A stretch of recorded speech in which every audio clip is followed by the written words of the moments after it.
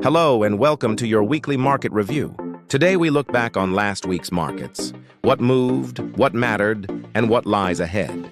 At week's close, the S&P 500 ended down 0.1%. The Nasdaq slipped 0.2%. The Dow also declined 0.2%. Small caps in the Russell 2000 eked out a rise of 0.2%. All indexes remained positive for year to date. S&P 500 up nearly 10%, Dow over 7%, Nasdaq above 11%, and Russell 2000 around 6%. The S&P 500, Dow, and Nasdaq made gains in August, marking 4 consecutive months of advance.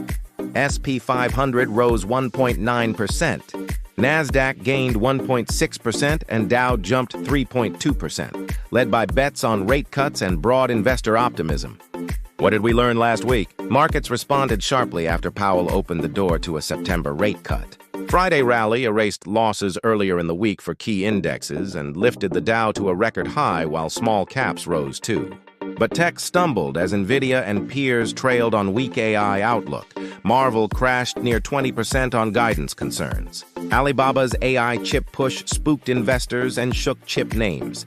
What comes next? This week, all eyes are on Nvidia's earnings report expected today. That results and outlook could determine tech leadership and AI sector strength. Investors are setting up for volatility as inflation remains above target and key jobs data arrives mid-September. Markets will gauge if August ES rally can extend into autumn or if we pause for a pullback. Which stocks to watch? Nvidia, AI beacon earnings day could shift sector sentiment. Marvell, very sensitive to demand and guidance now at the center of concerns.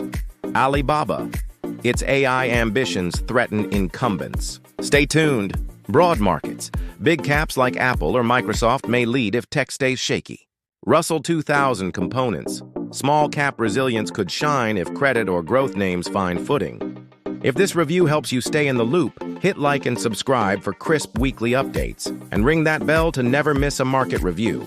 This content is for educational purposes only and not financial advice. All investing carries risk. Please do your research or consult a finance professional.